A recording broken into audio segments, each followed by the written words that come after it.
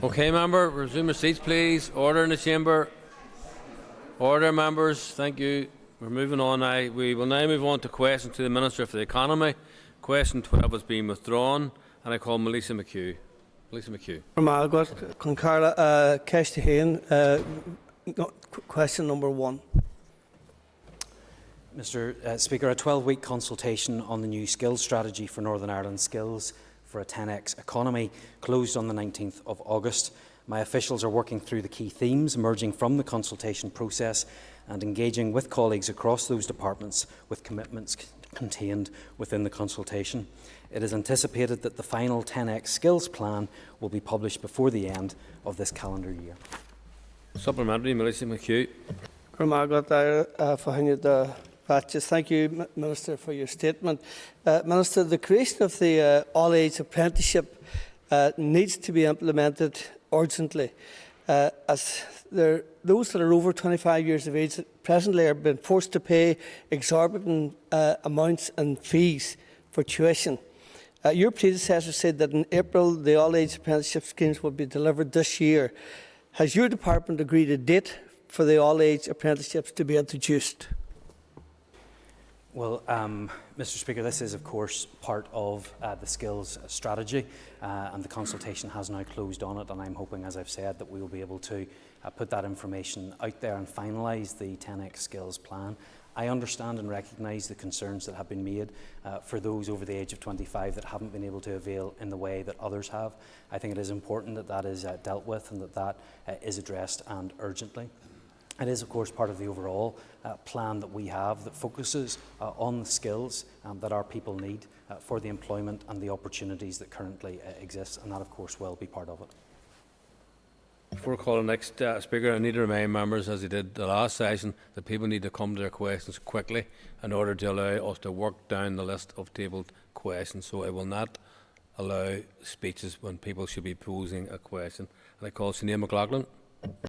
Thank you, Mr. Speaker, and I think probably you're speaking about me because I'm a bit long-winded. You were one of them, so let's not have a recurrence.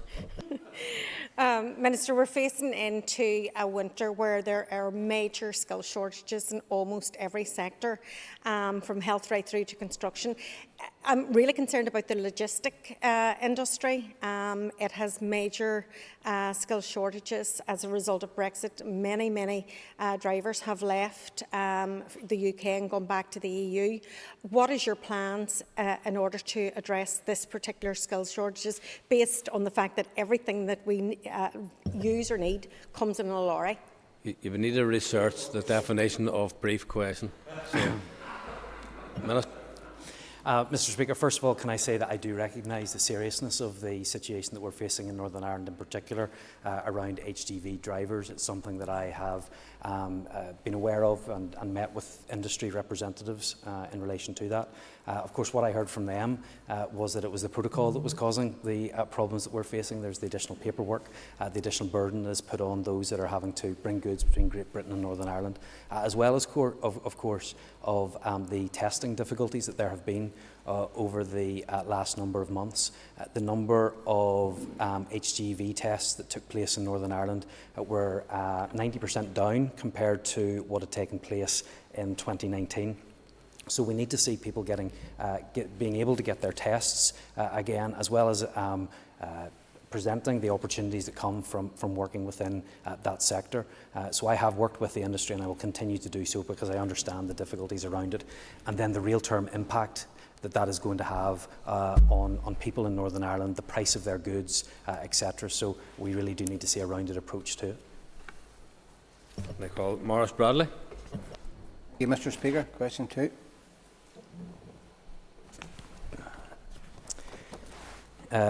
Mr. Speaker, the Department for Agriculture, Environment and Rural Affairs has established a steering group involving its senior officials, the universities and my own department.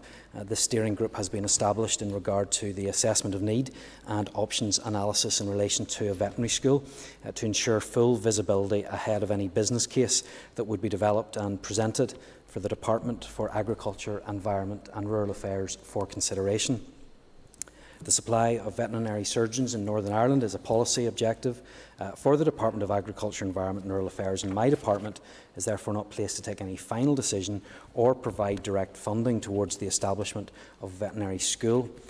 Should DAERA conclude positively on such a school, my department would act as a funding conduit for funding from DAERA for any maintenance support to which any students were eligible. Morris Bradley, supplementary. Thank you, Mr. Speaker. Thank you, for the Minister, for that answer. Opening a new veterinary school in Northern Ireland would be a bonus for young people here to maybe take up that as a career. And Minister, really what I'm after is how close are we to actually having an announcement made, either affirmative or negative?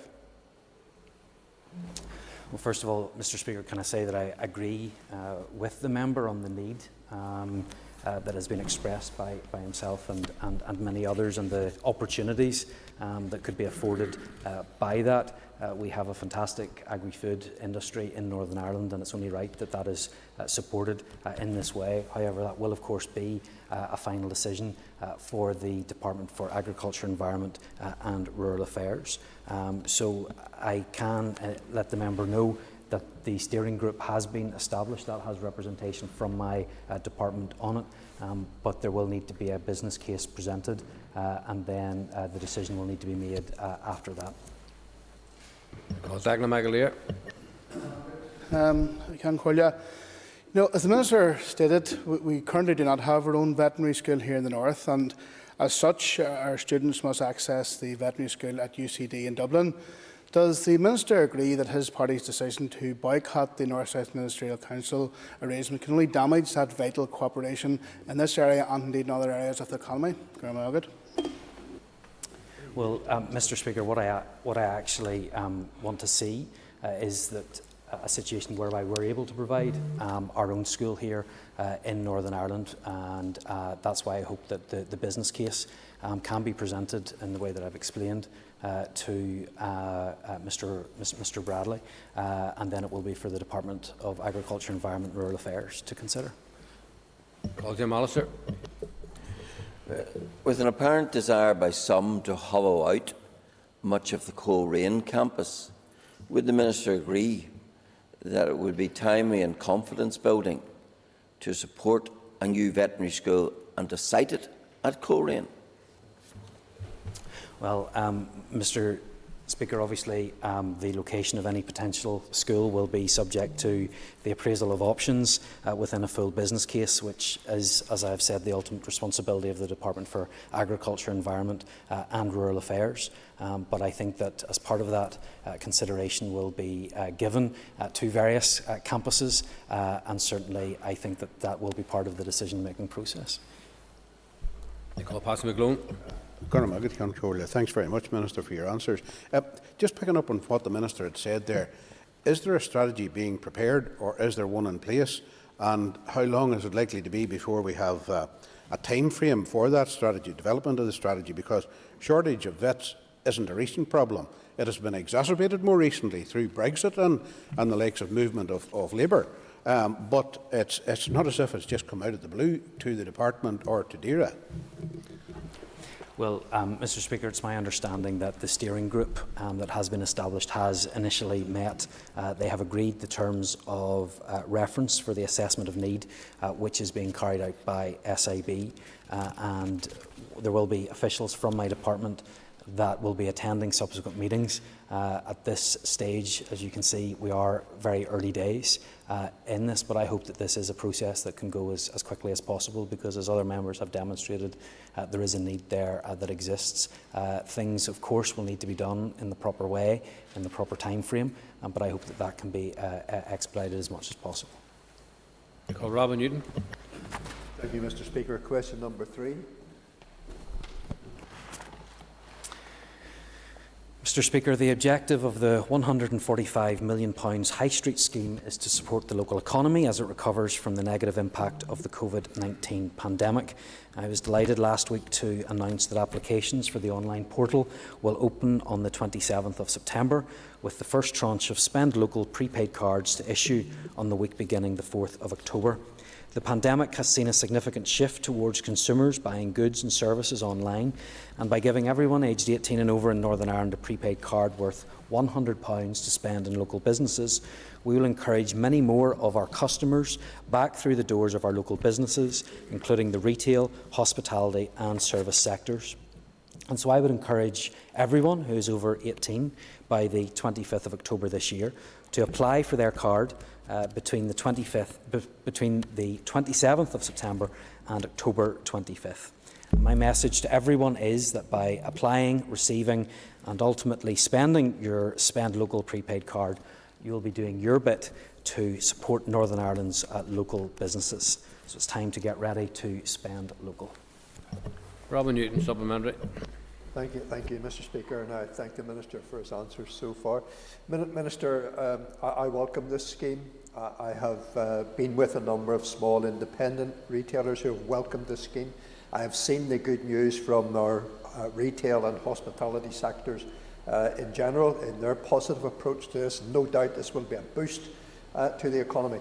Could you, Minister, just explain why this is the optimum time to launch the scheme rather than any other date? Well, first of all, I want to thank the member for his words in relation to the scheme, and I'm glad to hear that it is going down well with businesses. It's certainly been my experience as I've been out and about across Northern Ireland speaking to retailers in relation to the benefits that this card can bring.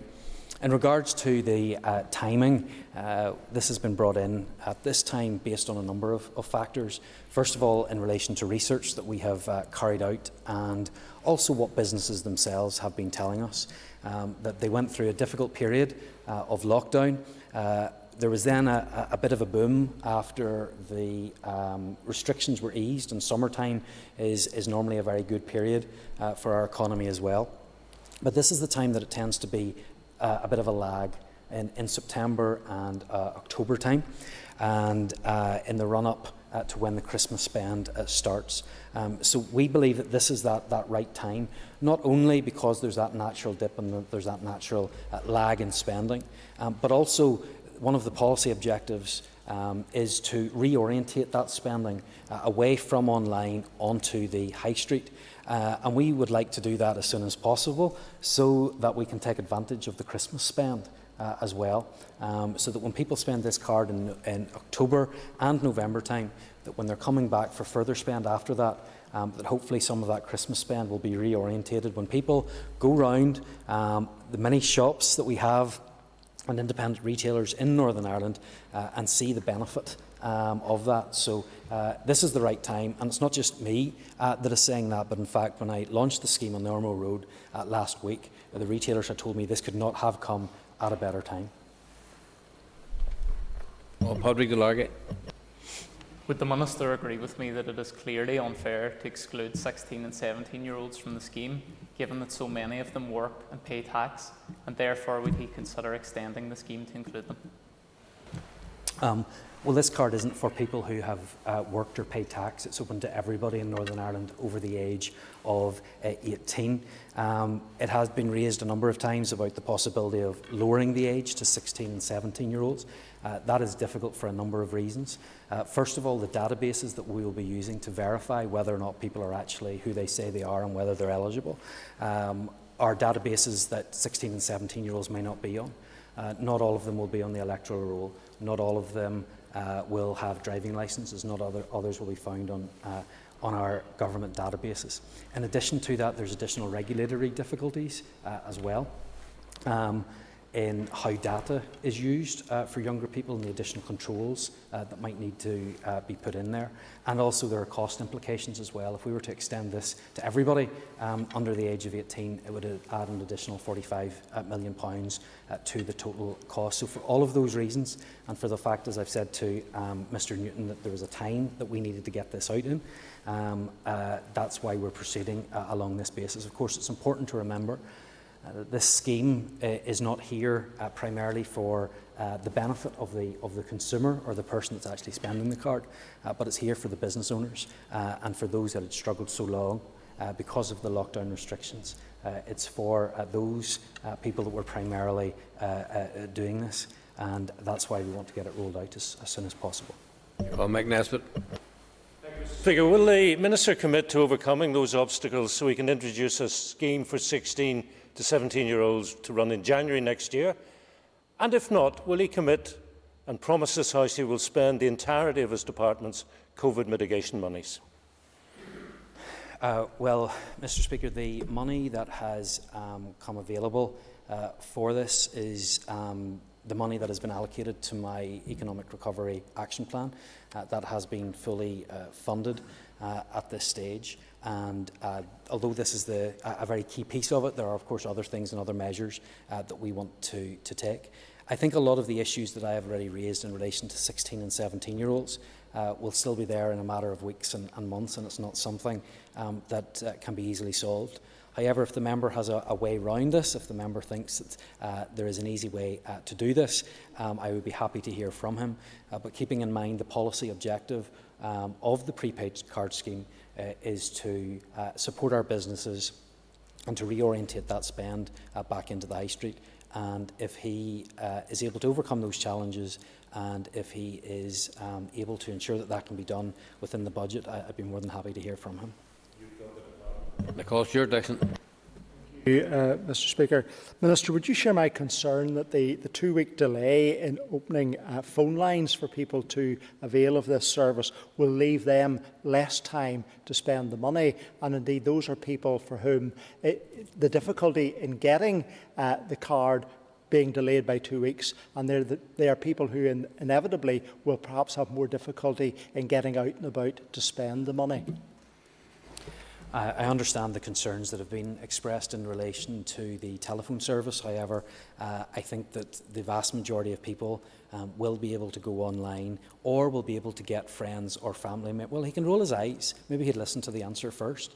We will have a lot of people that will be able to use their friends or family members as well to help them access the card, and I hope that people will avail of that, and measures have been put in place so that people can do that. However, even if you are applying on the phone line, you will still have at least 4 weeks to spend your card, as everybody else will have as well. And I hope even more, if you're getting in there early in October time on the 11th, you'll have even more time.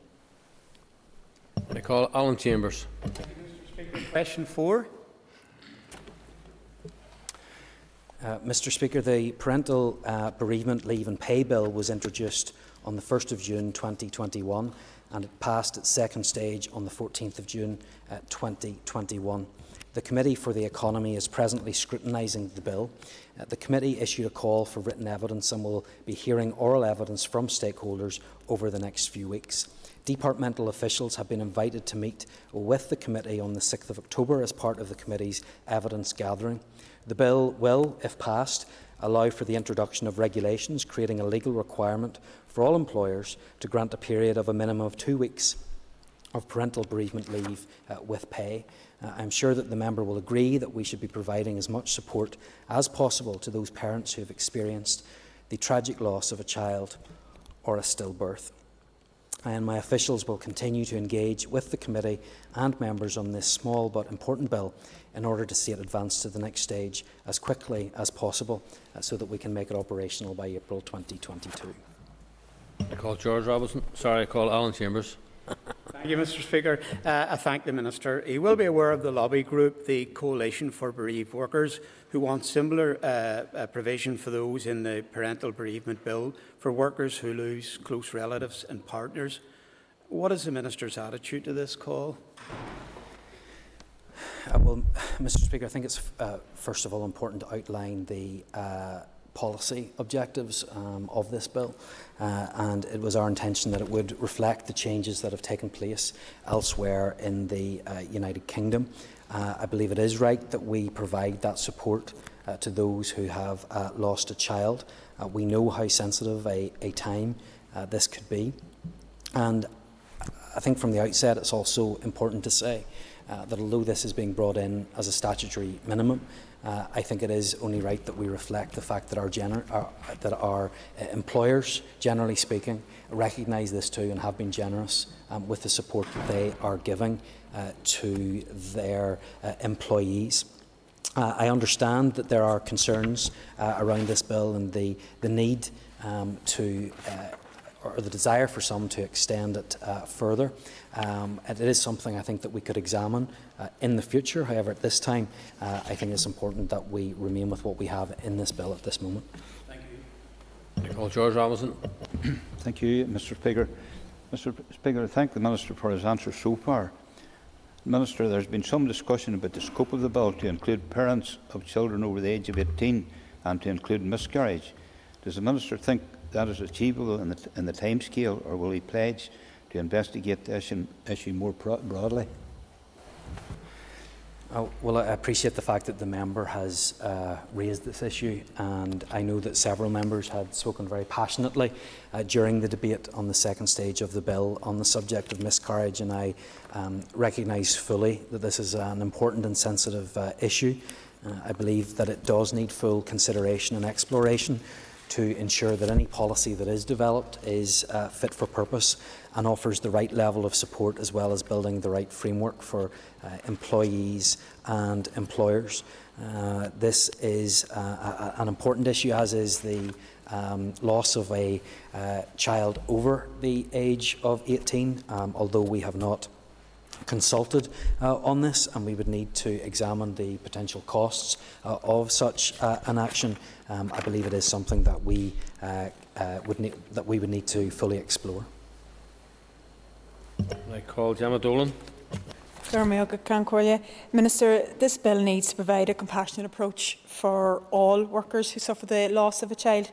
Would you agree with me that this bill should apply to agency workers as well as employees?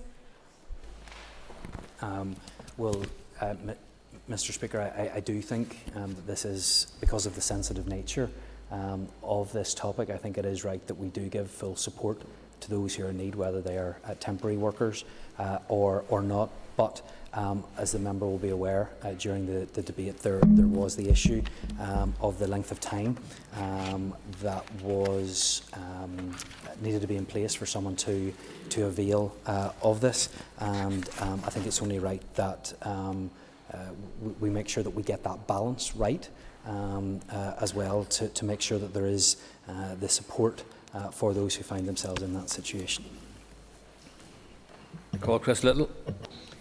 Thank you, Mr. Speaker. Can I ask the Minister why parents bereaved by miscarriage would not be included in the Parental Bereavement Leave and Pay Bill? Mr. Speaker, I believe, as I've said previously, when the bill was coming through, it was to reflect the current situation that we find in the rest of the United Kingdom. That was the original policy intent, but as I have said, that is something that I am more than happy to explore, because I think it is only right that we do properly look at this, recognising the sensitivities around it. Moving on, I call Cara Hunter. Mr. Speaker, question 5, please, Minister. Mr. Speaker, my department continues to work with the utility regulator to protect consumers through price regulation where competition in the retail energy market is not sufficiently developed or effective. This system of regulation in Northern Ireland ensures that regulated energy tariffs always reflect the actual costs of supplying gas and electricity to homes and businesses. The utility regulator has full sight of all the elements that make up a customer's bill, and they rigorously scrutinise every element of tariffs to ensure they reflect the actual cost of supplying gas to homes and small businesses across Northern Ireland. The utility regulator continues proactively to review all energy costs, and should those or any other costs decrease, they will act to ensure that regulated companies reflect this in consumer bills.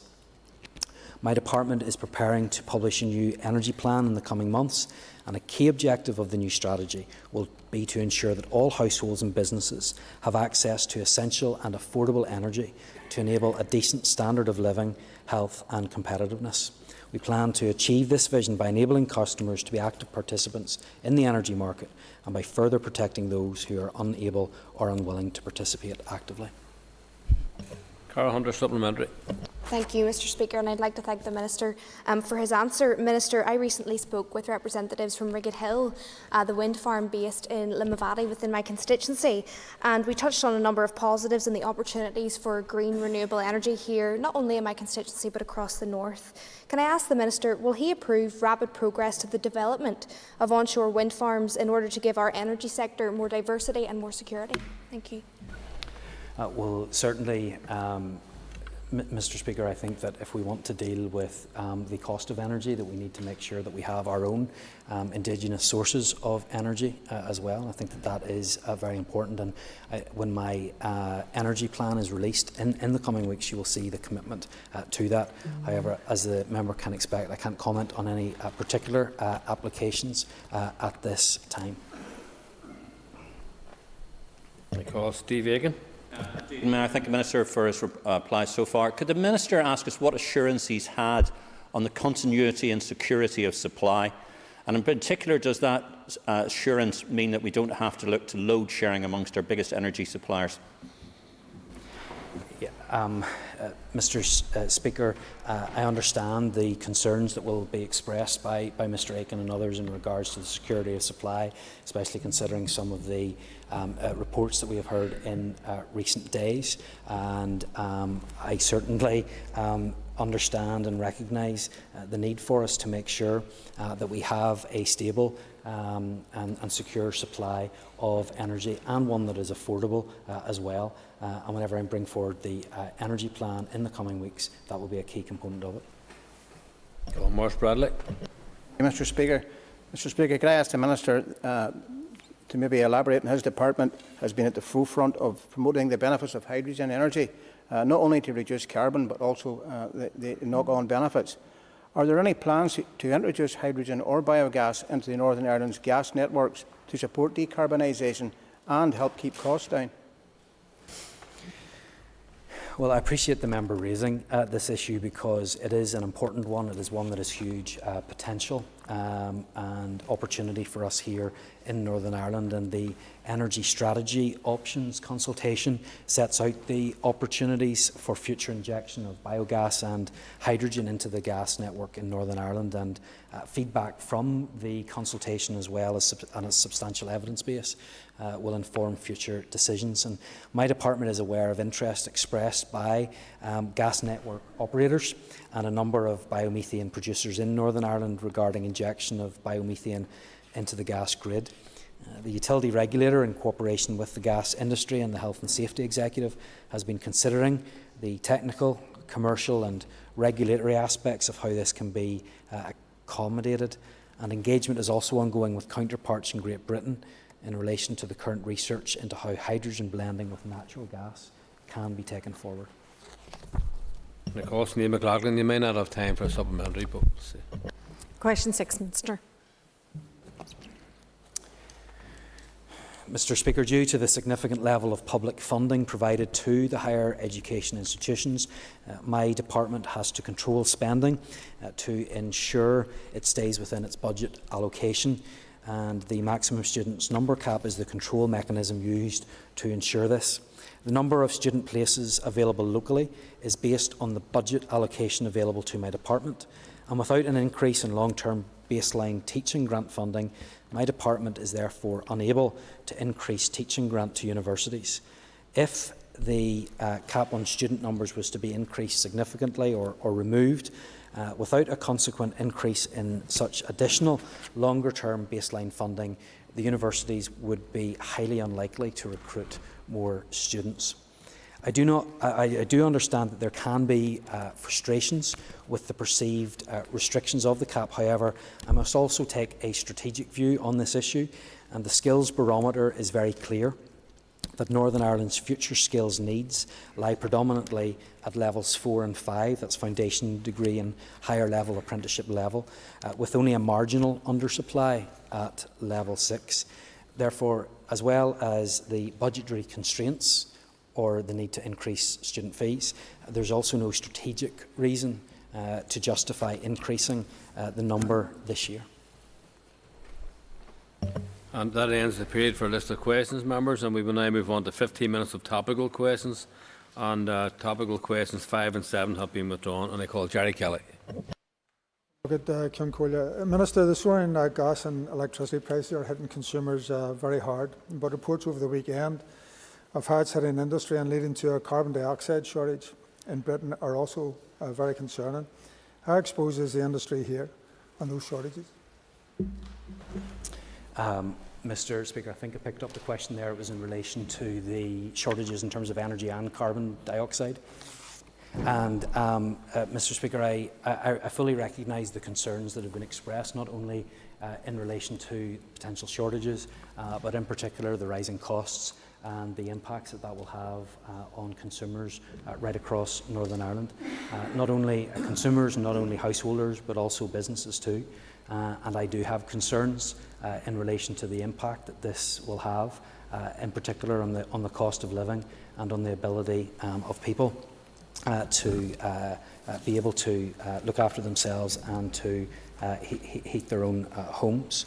Mr. Speaker, the utility regulator had met with me and gave me advanced warning of the issues that were likely to be coming our way in terms of the cost of energy. And this was something that I then immediately raised with executive colleagues, and in particular the Minister for Communities, as her department has responsibility for fuel poverty. Jerry Kelly. Going back, Legendary Lahan Fragger, I thank the Minister for his answer so far. I understand carbon dioxide is vitally important to a number of industries, including food production and animal slaughter. So can I ask, what is the Minister doing to ensure adequate supply for the industry here, and has he been in contact with counterparts in the south of Ireland and in Britain? Well, I think it's important to say, Mr. Speaker, that the use of carbon dioxide in that way is not an energy-related matter. Carbon dioxide is, in this instance, is the manufactured product which is utilised particularly in the health and food sectors in Northern Ireland. Of course, when fossil fuels are burnt, they emit carbon dioxide, which is going to, I trust, be addressed in the energy strategy. But the issues that he is referring to are not pertinent to my department. Doug Beattie. Thank you, Mr. Speaker. Minister, can I just ask why tourism doesn't feature in your department's 10X strategy? Well, Mr. Speaker, tourism is an incredibly important part of our economic recovery. And in fact, I think you'll see within the 10X strategy the reference to place. And when we're referring to our place, tourism is part of that, because the natural environment that we have, everything that we have to offer here in terms of what people actually come to, I think is part of that. So you will, it is covered in the 10X vision, as well as the associated documents that will be brought forward in relation to that, because 10X is our economic vision of where it is and where we want to be. Of course, there will be the associated documents that will come from that as well. Doug Beattie, supplementary. Thank you, Mr. Speaker. And thank you, Minister, and just taking up on that economic vision. So what is the value of tourism to the economy? Mr. Speaker, the members are looking for a figure from me. I know that in the run-up to 2019, we broke through our previous target of making tourism a £1 billion industry. Unfortunately, that's taken a real hit as a result of COVID.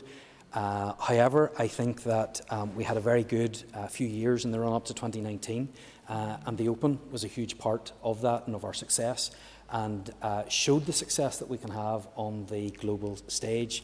Of course, then we had COVID and the resultant impacts of that, which are still being felt. However, I believe our fundamentals are strong. I believe the tourist offerings that we have international interest and continue to do so. I've been contacted by many tour operators who were looking for a relaxation of restrictions because people are wanting to come here and see what we have to offer. And I think we've huge opportunity to grow well past that £1 billion figure, not only because I think we can get the international visitors back again, But I think that COVID has also provided some opportunities insofar as the domestic market. We had a huge increase in the number of visitors from the Republic of Ireland during that period when the restrictions were different in each jurisdiction. I think many people will have got the taste for Northern Ireland. In addition to that, over the summer I was pleased to launch the campaign, the Embrace a Giant Spirit campaign in Great Britain to help increase our market there. So in terms of the Republic of Ireland, in terms of Great Britain, and in terms of people in Northern Ireland that are spending more time at home, as well as our international visitors, I think that we can bust through that £1 billion target once more. Last week the Minister said, if there is a choice between remaining in office or implementing the protocol, the only option for any unionist minister would be to cease to hold such office. Is the Minister therefore concerned that his colleague, the DAERA Minister, continues to implement the protocol? Well, Mr. Speaker, I hope the member will look at my record and what I've done in this department and elsewhere, and the position that my party has taken, and that he can see where it is that we stand in relation to the protocol. I understand the impacts that it is having. I recognise the problems that it is causing for our businesses, and I want to make sure that we do all that we can to find solutions to the problems that exist, because it's harming our economic prosperity, it is harming our opportunity, and I'm very, very clear that the protocol needs to go. The border in the Irish Sea needs to go, and we need to have arrangements in place that reflect the reality of where we are. Jim Allister, supplementary. What does the Minister think is the message to London, Dublin and Brussels from those who say they are opposed to the protocol while at the same time implementing it? Well, Mr. Speaker, I think I've made it clear what the government, what the UK government and what the EU need to do. We need to recognise the problems that exist as a result of the protocol. We need to understand the additional paperwork that it is causing. We need to recognise the barriers and the fettering of trade that is taking place. That recognition needs to happen. I think to a large extent that recognition has taken place. But what we need to see now is action. And the message from me and from my party is very clear, is that we cannot have sustainable institutions when our politics is being poisoned by the protocol. That's why we need to see action on it. The government have given us some very fine words in recent weeks and months, but we now need to see action on the protocol, not because it's affecting one party, not because it's affecting one tradition in Northern Ireland, but because it's affecting everybody in Northern Ireland, whether you're a unionist or whether you're a nationalist. It is affecting people. And I see Mrs Kelly shaking her head. Well, I can tell her there's a lot of businesses. There are a lot of businesses in her constituency that are affected by the protocol, and by the rigorous implementation of the protocol, which she and her colleagues have called for. Order, members. Sorry, Minister. Order, members. Let the Minister proceed. Thank you. Thank you, Mr. Speaker. And yet again, we have the failure to even recognise that there is a problem. There is a failure to understand the impacts that the protocol is having on business, the paperwork that people are having to fill out, the people that are not delivering anymore to Northern Ireland. Here's what I got in my constituency office when I went in at the weekend from a constituent. We got this, and it said, I am very sorry we are unable to send orders to Northern Ireland due to current customs restrictions. Your order has been cancelled and refunded, with our apologies for any inconvenience caused. That's the inconvenience that's being caused by the rigorous implementation of the protocol. Thank you. The time's up. And the next member has advised us that she's unable to be in her place at this time. Moving on then to Mr. Patsy McLaughlin. Just, I should remember that on different occasions, the Minister, some of his party actually said to me and voiced their concerns about the Brexit that they championed and advocated, and I put that firmly on the record. But could we come back to the High Street voucher scheme being delayed by 2 weeks? Can the Minister give some explanation for that delay, please? Mr. Speaker, I'm not quite sure what the member is referring to. It was always our intention that the scheme would roll out in September time. I think that he is probably thinking of the date that the legislation came into force on the 12th of September that allowed the scheme to proceed. That is legislation that had always needed to be in there. So a number of other elected representatives had raised this, that there was a 2-week delay. No, the legislation came in on the 12th. It was never announced that it was going to start on that date.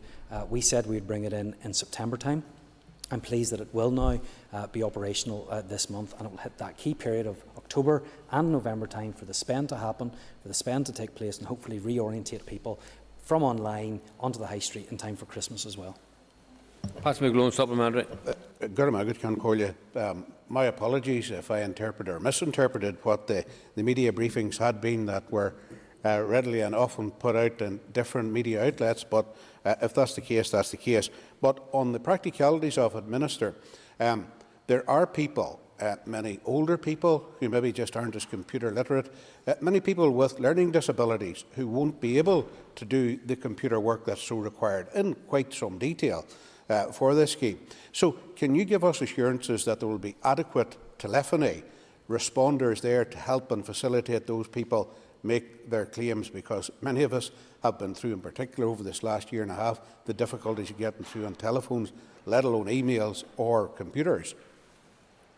And Mr. Speaker, I'm sorry to break it to the member, but the media don't always get it right, and maybe that's a lesson that the member has learned today. I understand the concerns that have been expressed in relation to perhaps older or more vulnerable people in our society. However, I'm always reluctant to say that it's older people that have the problems with the technology, because many of them are very much tech savvy. However, I would point out that family and friends can also help you, and I think that will be very important, and you will also be able to do it on behalf of constituents as well, to those that are not able to do it themselves. But in addition to that, there will be that telephone service as well. So I hope that by either people using the internet themselves, or getting a friend or family member or representative to help them, or by using the telephone service, that everyone that is eligible will be able to get their card, and I certainly will do all I can to make sure that that is facilitated. Nicole William Irwin. Thank you, Mr. Speaker. The Minister will be aware that there is a shortage of workers in the processing sector, and this is having an impact, especially on farms, and especially pig farms in Northern Ireland. The Minister will be aware of this, and I know it's made a representation in relation to this. Is there anything more the Minister can do to try and avail of this situation? Well, Mr. Speaker, I do understand the concerns that have been expressed by the member and indeed others in relation to labour market shortages, not just in the sectors in which he mentions, but in others as well. And I think that we see that across Northern Ireland and the UK and the Republic of Ireland as well. Ultimately, this is an issue for the government, and along with party colleagues and executive colleagues, I have been in contact with the Home Office in particular in relation to this issue. This is down to the government and its own immigration rules, and I hope that we can get to that point where those rules are changed so that we can have that flexible and agile immigration policy. If the shortage is as a result of workers from outside the UK, that can be remedied. But in addition to that, making sure that we have the skills and the pathways available to those who need it as well. Very quick question and very quick answer.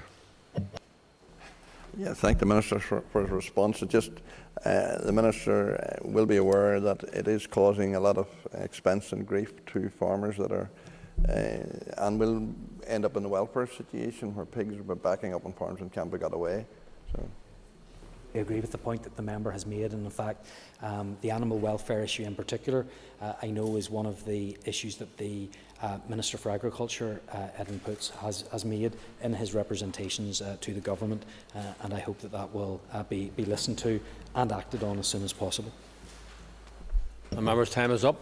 Members, please take your ease for a moment or two to be moved.